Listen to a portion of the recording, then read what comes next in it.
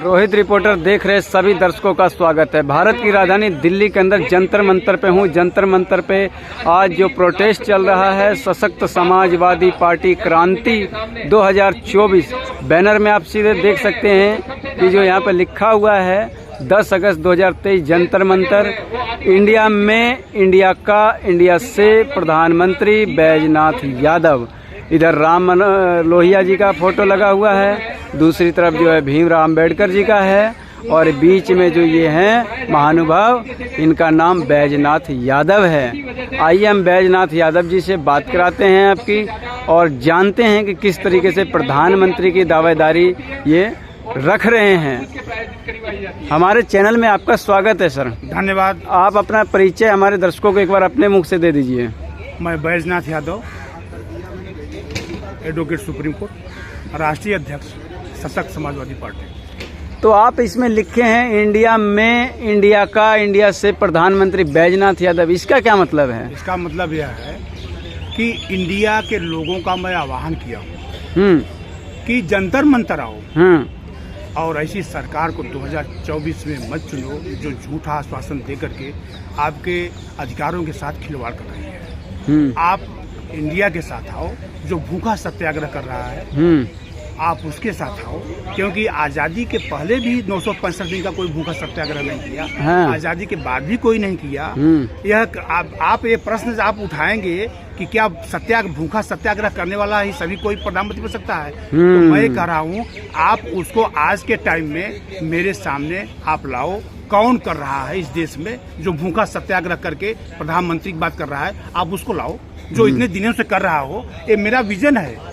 जो प्रधानमंत्री होगा वो सत्याग्रही होगा, तभी देश जो है अमन चैन होगा, क्योंकि ये झूठा आश्वासन दे करके देश का हित नहीं किया जा सकता। जो आज चल रहा है ये ऐसा भविष्य में न हो, उसके लिए भूखा सत्याग्रह करके मैं देश को संविधान के अनुरूप कार्य करने के लिए, लोगों को अधिकार देने के लिए, युवा को रोजगार देने के लिए, किसानों की आय दोगुना करने के लिए, महिला सशक्तिकरण के लिए, युवा सशक्तिकरण के लिए मैं यहाँ पे जो कार्य कर रहा हूँ ये उनके लिए। मैं इंडिया की आवाज़ बना हूँ, इसलिए मैं इंडिया का आह्वान करता हूँ, इंडिया जंतर मंतर आओ और बैजनाथ यादव को प्रधानमंत्री बनाओ, क्योंकि आप ही की आवाज़ में हूँ।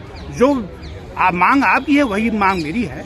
आप आओ और मिलके हम देश में 2024 में अपनी सरकार बनाते हैं और संविधान का अनुरूप काम करते हैं। तो इस तरीके के वादे तो सभी पार्टियां लगभग करती है, निर्दलीय उम्मीदवार भी करते हैं। इसमें अलग क्या है आपका? अलग 965 दिनों से भूखा सत्याग्रह रहा विजन को लेकर। विजन को समझिए पत्रकार महोदय जी, विजन क्या है? उस विजन पर काम हो रहा है। 20 दिसंबर 2020 से लगातार ये भूखा सत्याग्रह उत्तर प्रदेश के जनपद भदोही सशक्त समाजवादी पार्टी के राष्ट्रीय कार्यालय नागपुर से चल रहा है। तो एक विजन को लेकर के है, ये आज से नहीं है। ये 20 दिसंबर 2020 लगातार भूखा सत्याग्रह चल रहा है। इससे क्या फायदा हुआ है आपको? कुछ फायदा हुआ है अब तक?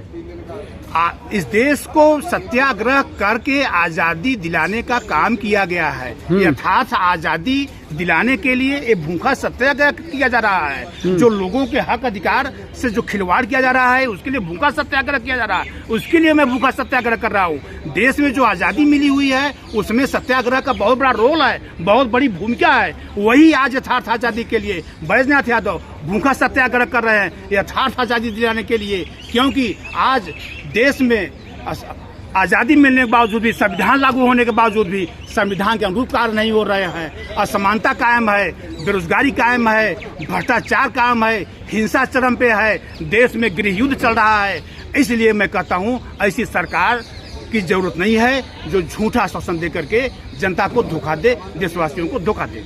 आप 900 कुछ सालों से भूखा सत्याग्रह कर रहे हैं और आपके साथ में कितने लोग अब तक जुड़े हैं? हमारे साथ किसान हैं, हमारे साथ किसान है, वंचित है, बेरोजगार है, पीड़ित है। हम उत्तर प्रदेश में साइकिल यात्रा करके, और हमारे साथ सभी वर्ग थे, मजदूर थे, किसान थे, महिला थे और वहाँ के व्यापारी थे, सभी पीड़ित थे। हम उन लोगों के साथ साइकिल यात्रा करके, और ये साइकिल यात्रा है और आप लिस्ट देख लीजिए कितने लोग हमारे साथ चलते थे।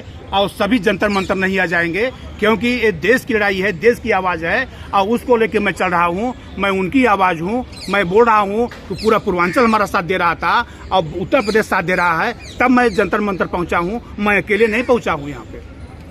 ये राम मनोहर लोहिया जी का तस्वीर आपने क्यों लगवा रखा है, क्या इसका संकेत क्या है? क्या 1963 में डॉक्टर राम मनोहर लोहिया जी फर्रुखाबाद से सांसद चुने गए थे, जो उपचुनाव था कांग्रेस का। उस उपचुनाव में कांग्रेस से वहाँ सांसद चुने गए थे।